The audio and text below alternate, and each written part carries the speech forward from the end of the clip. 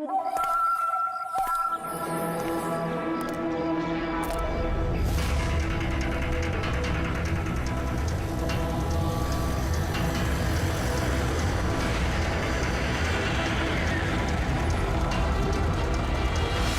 भाई, गाड़ी आगे ले।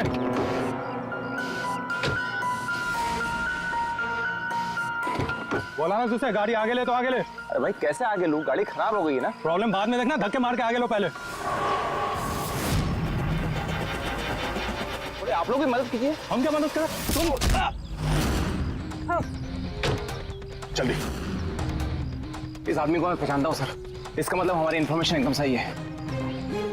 यानी कि वो रूट नाम का कंप्यूटर हैकर इसी जगह पे होगा, और वो रूट जरूर कोई खतरनाक प्लानिंग कर रहा है सर। चाहे कुछ भी हो जाए उसे जिंदा पकड़ना है, ये जानने के लिए कि उसका मिशन क्या है। और इस मिशन में तुम दोनों साइबर कॉप की आगे भी जरूरत लगेगी।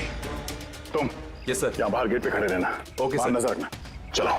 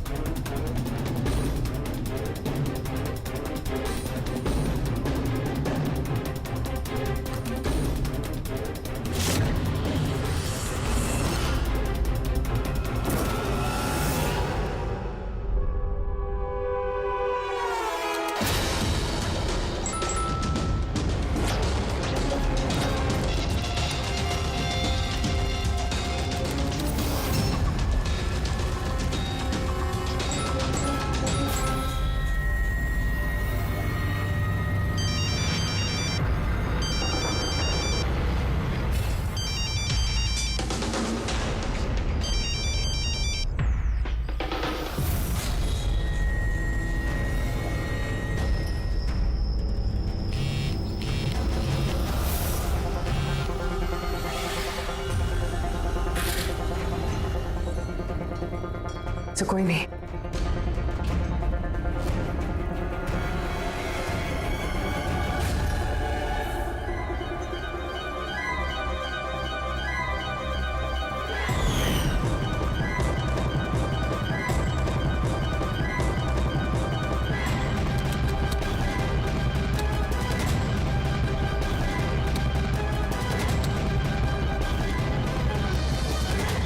आप रेडी? सर सब जगह देख लिया, यहाँ पे कोई नहीं है। खबर तो गलत नहीं हो सकती, यहीं कहीं होना चाहिए। चलो देखते हैं।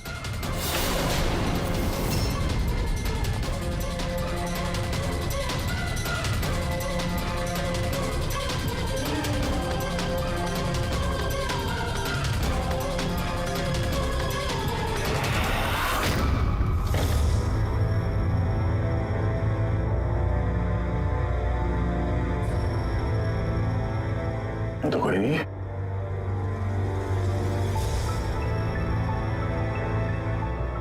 शहर अभी भी गर्म है, लगता है यहाँ पे कोई था अभी। मगर सर एंड मौके पे भाग कैसे निकला? सर हम लोग तो चारों तरफ से बंगले के अंदर घुसे, किसी को बाहर भागते हुए नहीं देखा है। सर हाँ सर ये मॉनिटर देखिए, ये तो घर के आसपास की फुटेज चल रही, कहीं वो हमें देख के भाग तो नहीं गया? हो सकता है, वो ज्यादा दूर नहीं गया होगा। जरा इस जगह को अच्छी तरह से चेक करो, और पूर्वी इस कंप्यूटर को चेक करो, देखो क्या मिलता है। तब तक मैं गेट पे जाके देखता हूँ।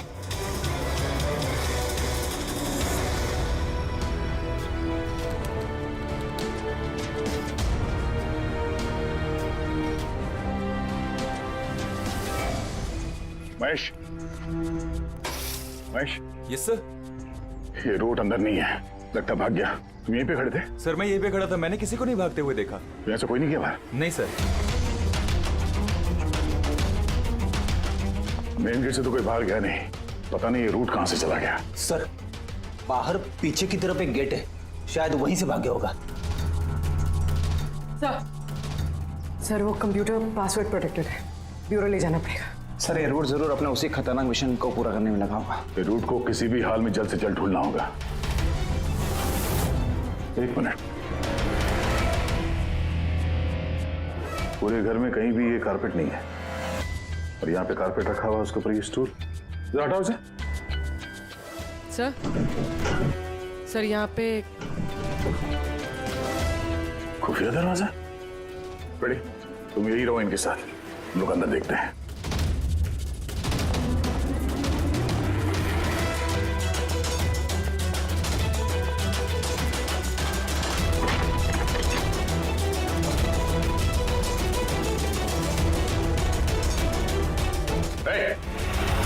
अब अगर अपने बचाव में कुछ कहना चाहती हो तो यही वक्त है। मुझे कुछ नहीं कहना, जो भी कहना मेरा वकील कहेगा। सर हमने इस रूट का कंप्यूटर सिस्टम एक्सेस कर लिया है और इंक्रिप्शन में भी सफल हो गए। कुछ पता चला? हाँ सर इसने पिछले कुछ दिनों में इंटरनेट पे भयानक वीडियोस पोस्ट किए हैं। डार्क वेब पर sir. Actually dark web internet की एक ऐसी काली जगह होती है सर, जहाँ पर हर मुजरिम अपने गैरकानूनी कामों को एक टेक्नोलॉजी की मदद से अंजाम देता है, जैसे हथियारों की तस्करी हो, किडनी की चोरी, या फिर किसी को मारने की सुपारी। सर ऐसा कोई भी काम नहीं है जो इस साइट पर नहीं होता है। समझ में ये बात नहीं आती, जब सब कुछ इतने खुले में होता है, सबको पता है, तो इसे रोकने के लिए हम कुछ करते क्यों नहीं? सर ये इतना आसान नहीं है। एक्चुअली इस साइट पर जाने के लिए आपको एक कंप्यूटर सॉफ्टवेयर की जरूरत होती है, जो चुनिंदा हाई प्रोफाइल मुजरिमों के पास ही होता है। जैसे कि ये रूट। Yes sir. और सर जैसे कि हमें पता है कि इस डार्क वेब पे IP एड्रेस और यूजर ID ये दोनों गुप्त रहते हैं। जरा दिखा कौन सा वीडियो डालें इस रूट ने।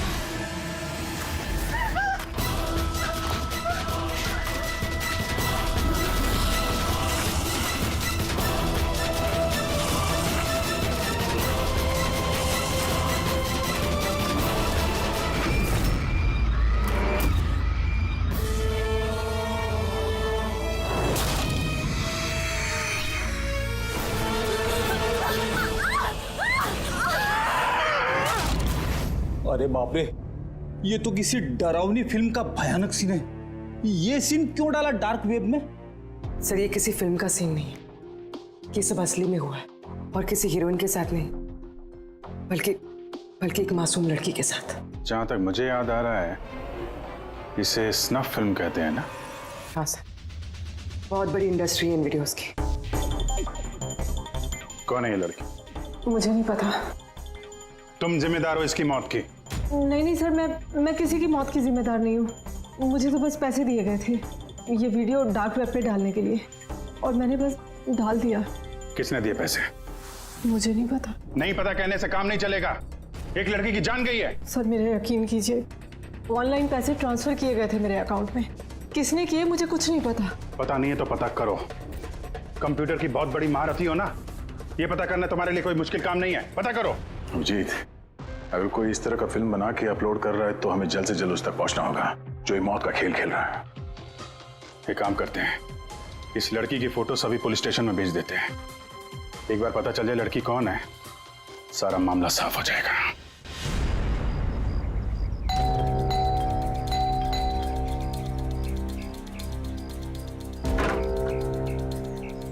जी कहिए, किससे मिलना है? ये रिया का घर है ना? हाँ, मैं उसका पापा। आइए। वो हम लोग सीआईडी से हैं। आपके लिए एक बुरी खबर है। आपकी बेटी रिया अब इस दुनिया में नहीं रही। पता है, मगर आप उसके मौत के 10 दिन बाद क्यों आए हैं ये सब बताने? आपको पता है कि आपकी बेटी रिया की मौत हो गई है? आप उस कार एक्सीडेंट की इन्वेस्टिगेशन के लिए आए हैं ना, तो आपको ये तो मालूम पड़ा होगा कि रिया का तो फ्यूनरल भी हो गया है। एक मिनट, आप किस कार एक्सीडेंट की बात कर रहे हैं? वही जिसमें हमारी रिया चल बसी है। शेयर टैक्सी में वो पुणे जा रही थी। नहीं, रिया की मौत कार एक्सीडेंट में नहीं हुआ है। ये क्या कह रहे हैं आप? एक मिनट, यही रिया है। हाँ, ये रिया ही है। एक्सीडेंट वाले दिन उसने यही कपड़े पहने थे। एक मिनट, सॉरी बाबू, लगता है कुछ कंफ्यूजन है। आप जरा बताइए कि आपकी बेटी रिया का कार एक्सीडेंट कैसे हुआ था? शेयर टैक्सी में वो पुणे जा रही थी, 7 और लोग भी थे उसके साथ। तो रास्ते में उसकी गाड़ी का बड़ा भयानक एक्सीडेंट हो गया। पूरी कार आग की लपटों में झुलस गई। मरने वालों के तो चेहरे तक पहचान में नहीं आ रहे थे। तो आप लोगों ने रिया को कैसे पहचाना? उसके सामान के जरिए बस हम उसे पहचान पाए। आपने ये नहीं बताया कि ये फोटो कब की है? वैसे हम लोगों को भी पता नहीं कि ये फोटो कब की है, पर पता चलते ही हम आप लोगों को बता देंगे। लगता है रिया का ये एक्सीडेंट सिर्फ एक दिखावा था, उसकी मौत की असली वजह को छुपाने के लिए। सर, अगर रिया का कार एक्सीडेंट एक दिखावा था, तो वो बाकी के 7 लोग जो उसके साथ गाड़ी में थे, कहीं वो भी रिया की तरह ही तो नहीं मारे गए? हो सकता है। सबके परिवार वालों से मिलना पड़ेगा। किस्मत अच्छी थी हमारी कि जो 7 लोग एक्सीडेंट में मारे गए थे, उनमें से एक का अंतिम संस्कार नहीं हुआ था। देखते हैं डॉक्टर सालों के इस लाश से क्या सुराग निकाल पाते हैं। वैसे भी लाशें इतनी बुरी तरह से जल गई हैं कि चेहरा पहचान पाना मुश्किल है। तुम लोगों का शक एकदम सही था। ये लाश टोनी की नहीं। लग ही रहा था सर हमें, लेकिन ये कौन है कुछ पता चला?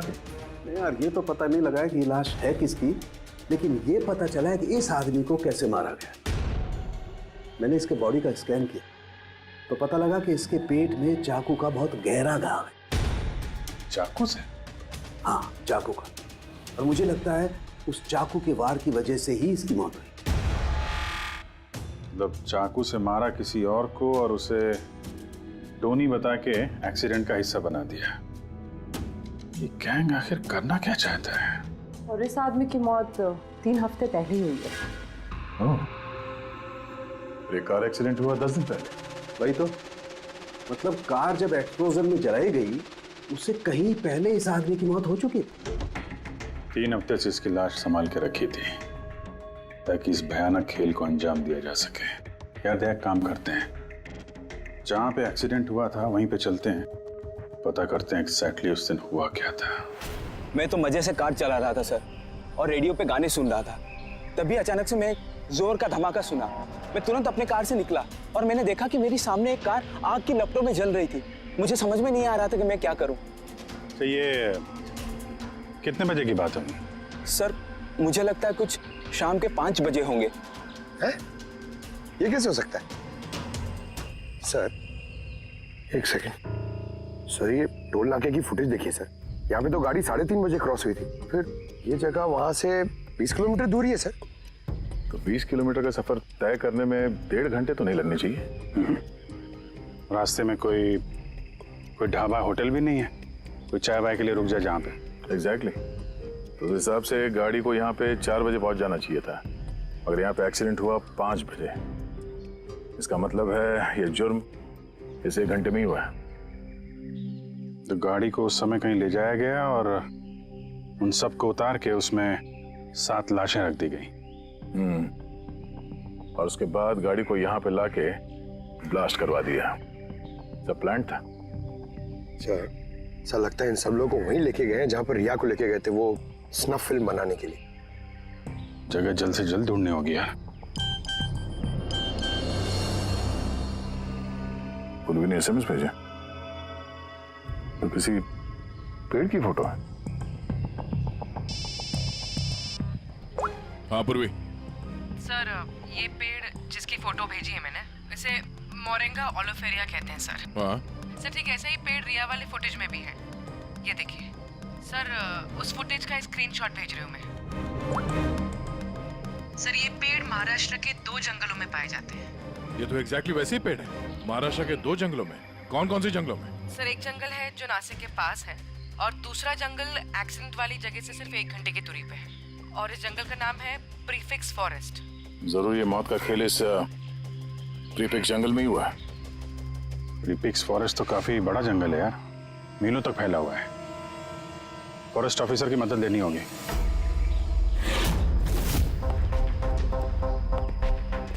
इस जंगल में ये सब हो रहा है, यकीन नहीं होता कि आपकी इंफॉर्मेशन पक्की है ऑफिसर। पक्की नहीं होती तो यहाँ तक आते नहीं हम लोग।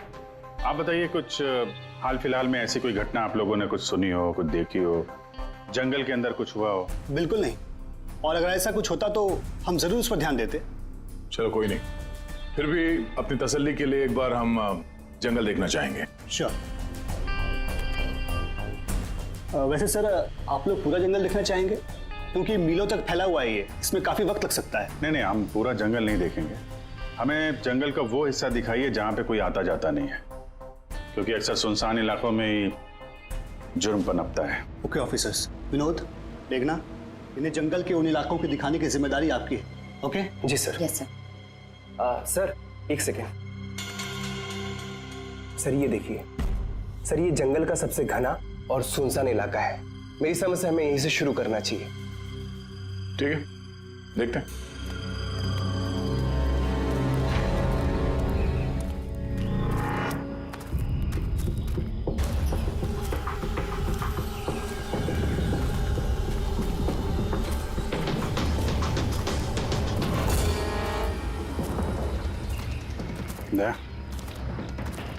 यहाँ पेड़ पे देखा?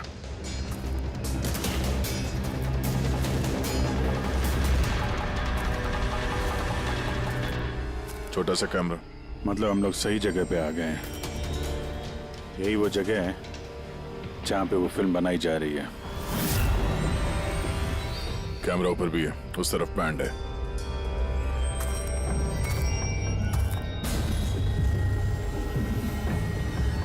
शायद इस कैमरे से कुछ पता चले उनके अड्डे के बारे में। नहीं अभिजीत, ये तो हाई एंड वायरलेस कैमरा है। इसके जरिए पता लगाना मुश्किल है कि इसमें जो स्टोर्ड फुटेज है वो कहाँ से ब्रॉडकास्ट हो रहा होगा, और इस जंगल में पता नहीं और कितने कैमरास हैं। देखते हैं, आगे शायद कोई कैमरा मिल जाए जिससे कुछ पता चले।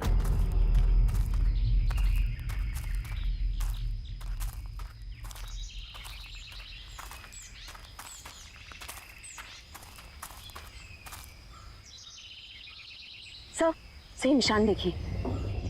मुझे लगता है हमसे पहले यहाँ कोई आया है। हम लोग सही डायरेक्शन में जा रहे हैं।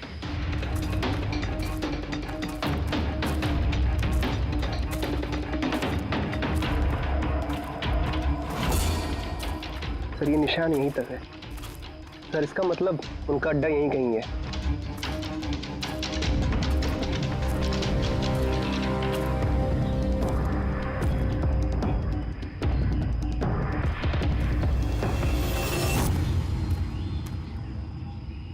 सर जल्दी आइए।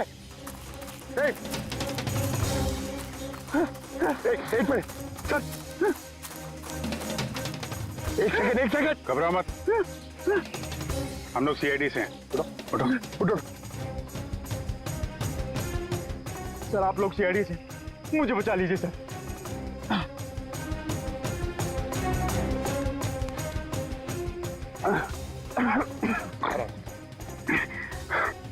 यहाँ फंस कैसे गए तुम? सर मुझे इस जंगल से बाहर निकलने का रास्ता नहीं मिल रहा। सर उस खूनी ने एक एक करके सबको मार दिया। तुम लोग यहाँ आए कैसे?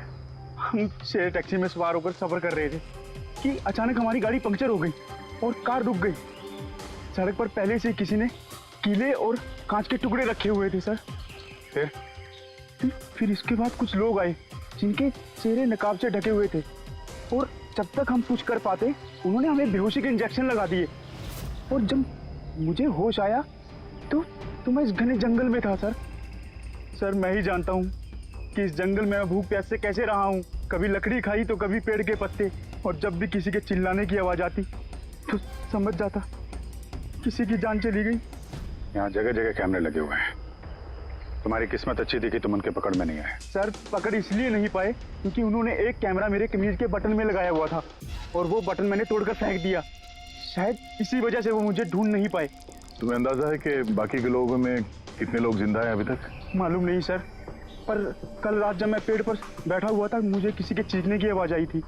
न जाने वो उनको घायल कर रहे हैं या फिर जान से मार रहे हैं सर। कि किस तरफ से आवाज आई थी, कौन सी दिशा से, कुछ याद है आपको? मेरे पेड़ इस तरफ, शायद उस तरफ से सर।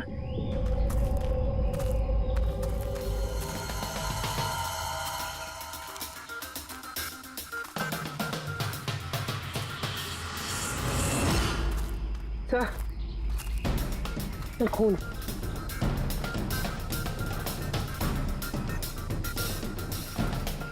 तो यहाँ पर भी। इसका मतलब उनमें से कोई घायल है। किस तरफ गया होगा? सर ये देखिए, खून के कुछ निशान इस तरफ भी जा रहे हैं। इस तरफ भी खून का निशान है और इस तरफ भी है। दोनों तरफ है। दोनों तरफ देखना पड़ेगा। पंकज, पूर्वी, तुम लोग इधर देख लो, हम लोग इधर देख लेते हैं। विनोद, तुम इनके साथ जाओ, और हाँ, हर आधे घंटे में अपडेट देते रहना, ठीक है? आप आइए।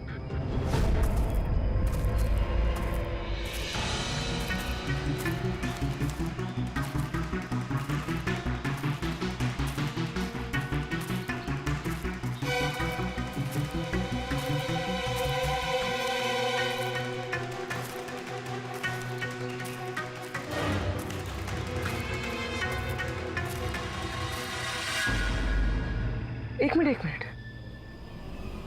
वो क्या है?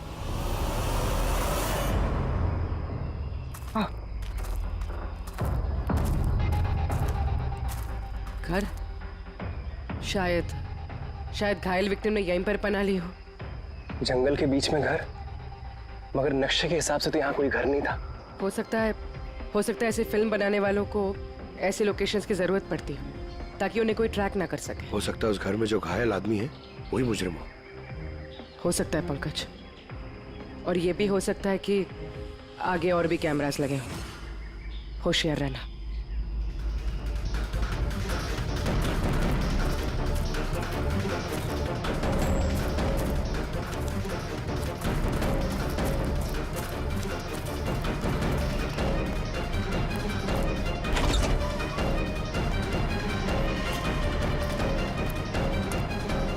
पंकज, टॉर्च।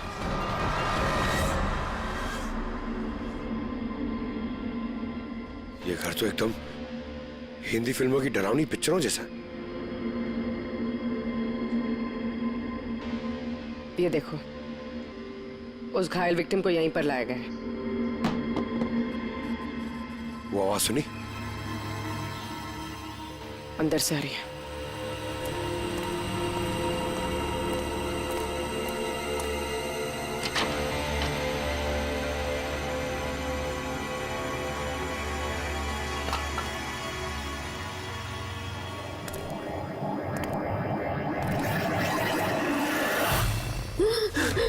नहीं, छोड़ दो मुझे जाने दो। बाहर आओ। मेरे पास मत आना, मैंने कुछ नहीं किया। देखो, हम लोग सीआईडी से, घबराओ मत। आओ, कुछ नहीं होगा तुम्हें। आजा।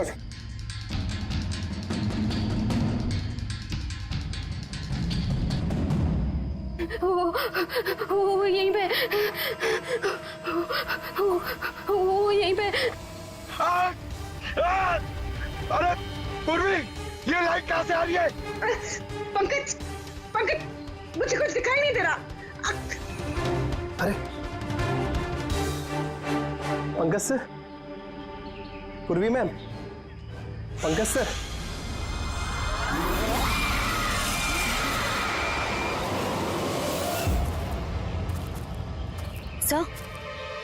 खून के निशान तो यहाँ के खत्म हो गए।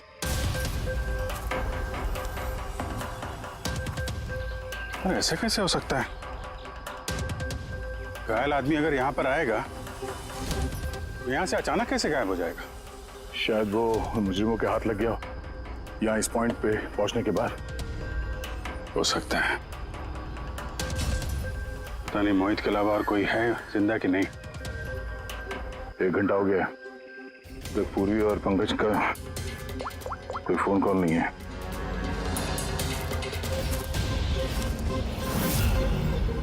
पूरी फोन उठा नहीं रही है। पंकज देखता हूँ। पंकज भी फोन नहीं उठा रहा है। अरे यार किसी मुसीबत में नहीं है दोनों? चलो चल के देखते हैं। चलो। यहाँ पे खून इस तरफ गए थे।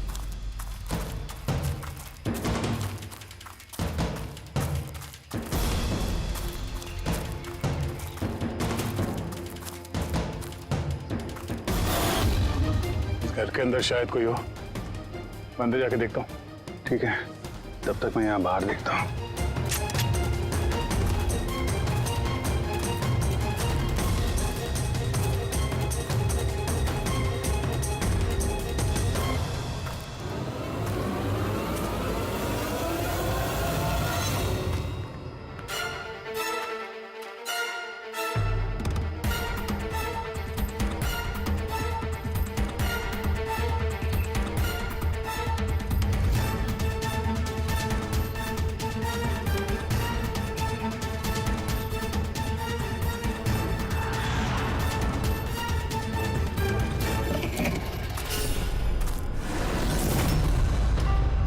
पंकज कब है?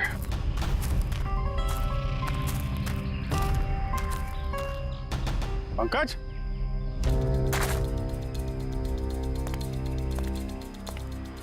पंकज?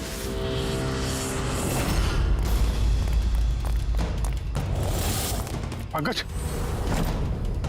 पंकज? पंकज? कैसे? उठो, उठो, सर, उठो। क्या हुआ? हाँ? सर वहाँ पे वो घर में गए थे सर। वहाँ पे एक लड़की थी सर।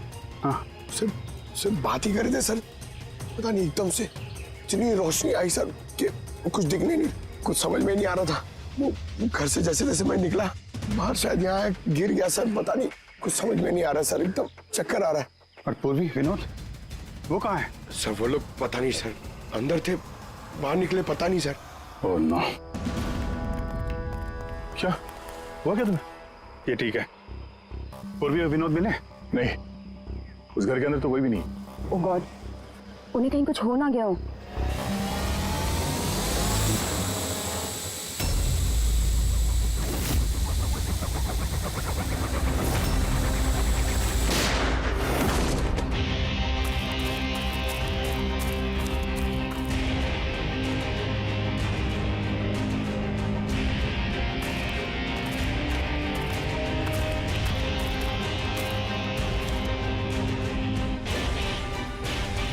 ये सब तो बड़ा मुश्किल होता जा रहा है।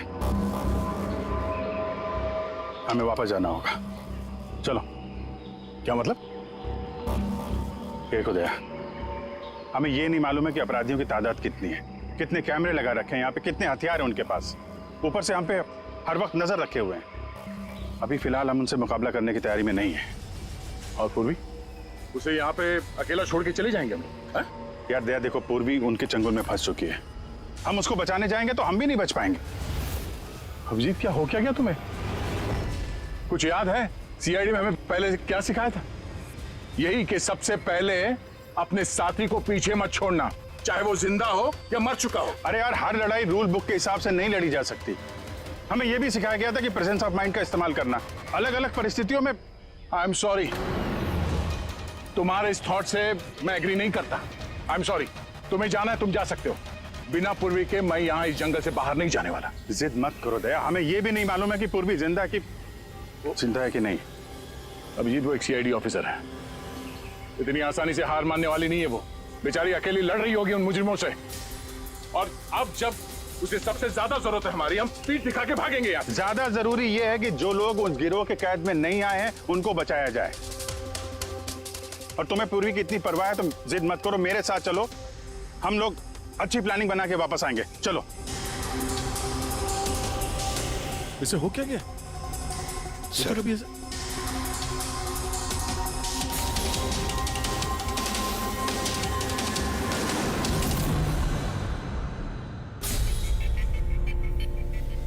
सीआईडी के इतिहास में ऐसा पहली बार हुआ होगा कि सीआईडी किसी से डरकर दुम दबाकर भाग गई। हाँ सर, पहुंच गए आप? हाँ बस उसी जंक्शन पे रहिए, हम लोग आते हैं वहां पे। अरे सालुंके सर, आप यहाँ? मैं यहाँ। आइए। अरे तुम्हें क्या लगा हम लोग पूर्वी को ऐसे ही छोड़ देंगे जंगल में मरने के लिए? हैं? तो आपका और दया सर का झगड़ा झूठा था। जब अभिजीत ने वहां पे कैमरा देखा तो उसने मुझे इशारा किया। पता नहीं और कितने ड्रोन लगा रखे होंगे हम पे नजर रखने के लिए। जो आदमी उस कैमरे के जरिए हम पर नजर रखे हुए था, उसकी आंखों में धूल झोंकना जरूरी था, इसलिए। अब वो लोग ये सोच के बैठे होंगे कि हम लोग जंगल से निकल गए, थोड़े रिलैक्स भी हो जाएंगे। यही मौका है हम पे हमला करने का। अभिजीत, ये लो, ये तुमने मंगाया था। ये क्या डिवाइस है सर? ये जैमर है पंकज। आसपास इस एरिया में जितने भी कैमरे होंगे सब जैम हो जाएंगे। अब वो हम पे नजर भी नहीं रख पाएंगे। और ये ड्रोन पे जो कैमरा लगा है, इसकी रेंज 7 किलोमीटर है सिर्फ। बैटरी तो खत्म होने वाली है। इसका मतलब अगर हम इसे नहीं पकड़ते तो ये वापस उनके अड्डे पे जाता बैटरी बदलने के लिए। जरा आईपैड निकालना, नक्शा निकालो उसमें।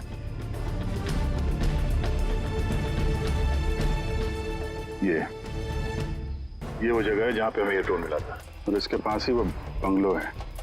लगता है यही होगा मुजरिम का ठिकाना। तो चलते हैं, चल के आजाद कराते हैं पूर्वी और बाकी जो जिंदा बचे हुए लोग हैं उनको। चलो। नहीं सर, आप मेघना और मोहित आप लोग यहीं पे रुकिए, हम लोग देखते हैं।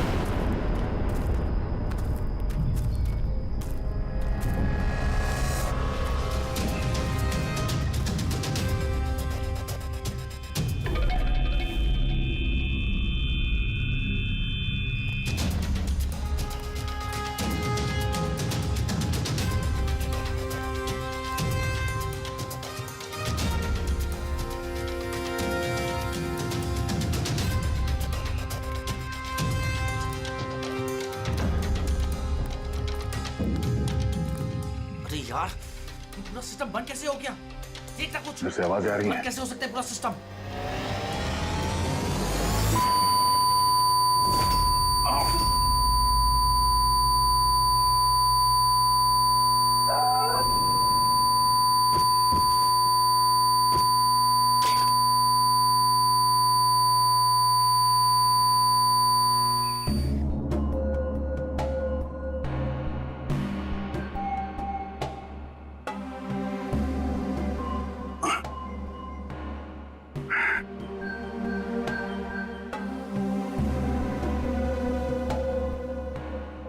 पंकज,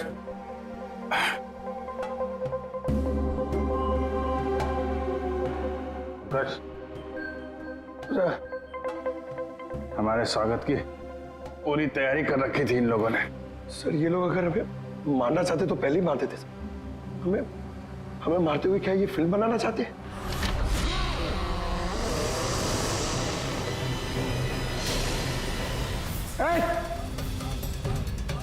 सर्च जाओ, सर्च। मैं हूं पंकज। पूर्वी,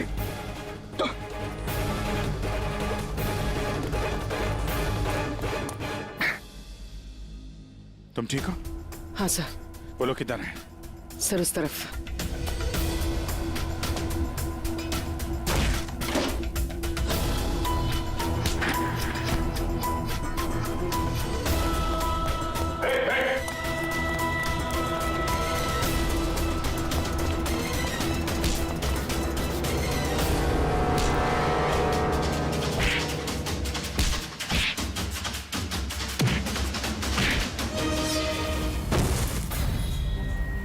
सर चल चल।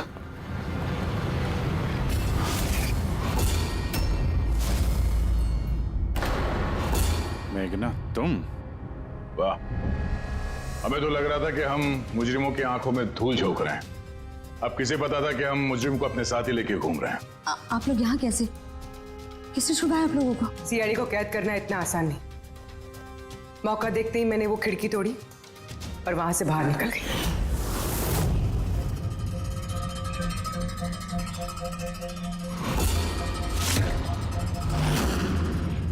और उसके बाद मैंने उन्हीं लोगों का पीछा किया जिन लोगों को तुमने भेजा था मुझे ढूंढने के लिए। और फिर मैंने उस नकाबपोश आदमी को देखा और उसका भी पीछा किया।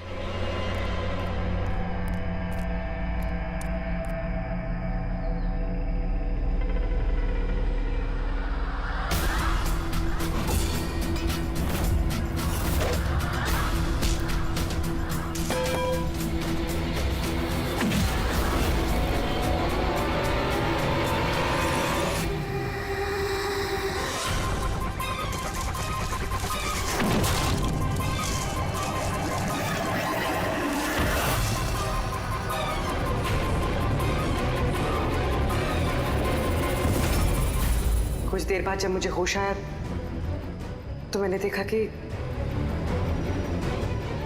मगर इससे पहले कि मैं बाकी ऑफिसर्स तक पहुंच पाती, तुम्हारी उस सोनिक बूम वाली आवाज ने इन्हें बेहोश कर दिया था। वो तो मेरी किस्मत अच्छी थी कि मैं दूर थी और उस आवाज का मुझ पर कोई असर नहीं हुआ। और फिर मैंने सोचा कि क्यों ना उस नकाब को ही मैं अपना हथियार बना लूं। जिस बेरहमी से तुमने लोगों की जान ली है, तुम तो औरत कहलाने के लायक भी नहीं हो। अब ये बताओ, तुमने ये सब किस लिए किया? ये सब मैंने पैसों के लिए किया है सर। जितने पैसे मुझे इस काम के लिए मिल रहे थे ना, उतना तो मुझे अपनी जॉब में 5 साल में भी नहीं मिलता। और वैसे भी क्या फर्क पड़ता है, रोज इतने लोग मरते हैं, अगर 2-4 और मर गए तो क्या हुआ? तुम्हें शायद मालूम नहीं है कि तुम कितनी बीमार हो। बाकी लोग कहाँ हैं जो तुम्हारे साथ में थे? मैंने किसी को कोई नुकसान नहीं पहुंचाया सर, इतनी भी बुरी नहीं हूं मैं। और वैसे भी मैंने कोई भी खून अपने हाथों से नहीं करा है।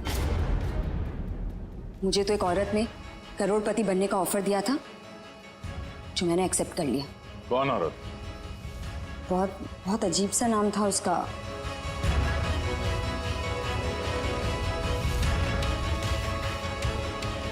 रूट।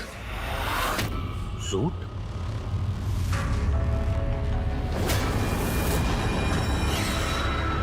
तो रूट है इस सब के पीछे मास्टरमाइंड। अब उसने ऐसा क्यों किया, उसका जवाब तो अब वही देगी। जहां तक तुम्हारा सवाल है, कानून तुम्हें कड़ी से कड़ी सजा देगा।